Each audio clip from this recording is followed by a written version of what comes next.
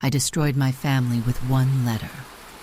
You know that feeling when you're absolutely sure your life is built on a solid foundation, and then, in one moment, you discover it's not a foundation at all, but a house of cards, and the person who helped you build it can blow it all down with a single breath. It all started with a letter, not an email, an old paper one that smelled of someone else's perfume. It was delivered by her. I didn't know then that this letter wasn't just a threat.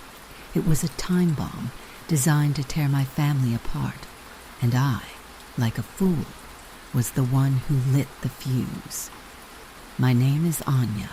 I had what I thought was a perfect life. My husband Maxime, we've been together for 18 years. Our daughter Liza, a beautiful, smart girl who just started university. And it all collapsed in 2 months. It all began with her appearance. Veronica, Maxime's new colleague. I'd never even seen her, only heard her voice on the phone when he was talking to someone about work.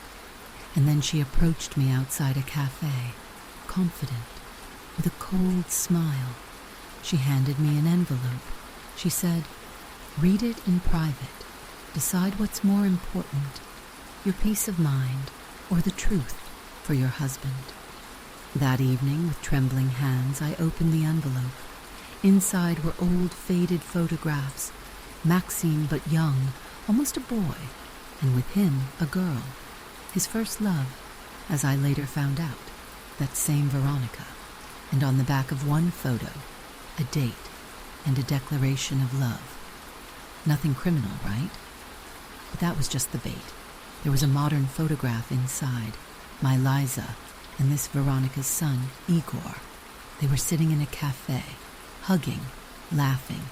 The caption read, "How touching, our children found each other. Isn't it a pity they are brother and sister?" The ground fell away from under my feet. I don't remember how I got home. Maxime had confessed to me early in our relationship that he'd had a brief fling right before we met. The girl got pregnant, but she moved away with her parents, and he never knew anything about the child. He thought that chapter was closed. It turned out the past is always at your heels. I couldn't take it.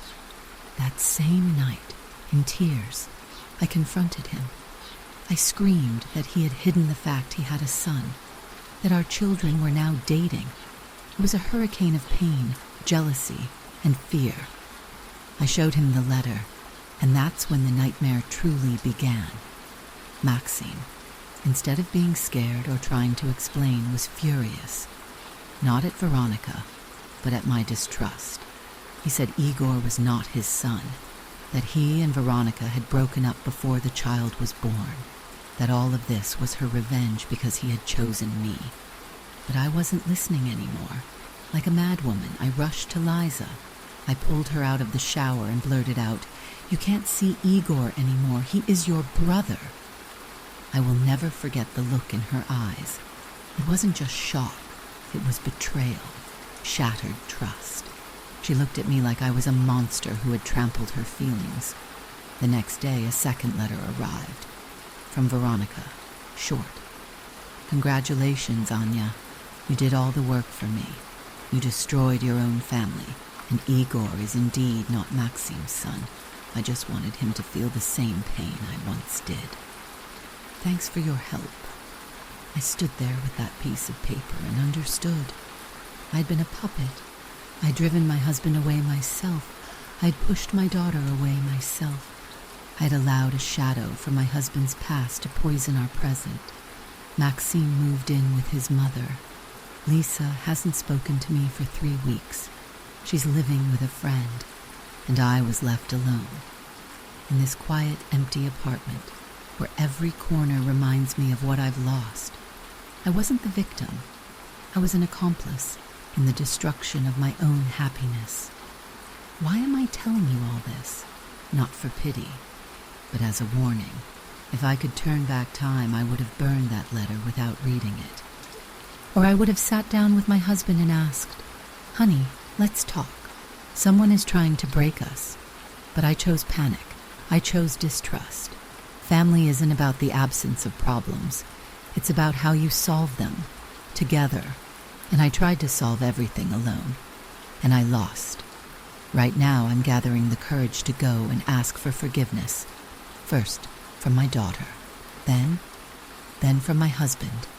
I don't know if anyone will forgive me, but I have to try. Cherish your loved ones and trust them.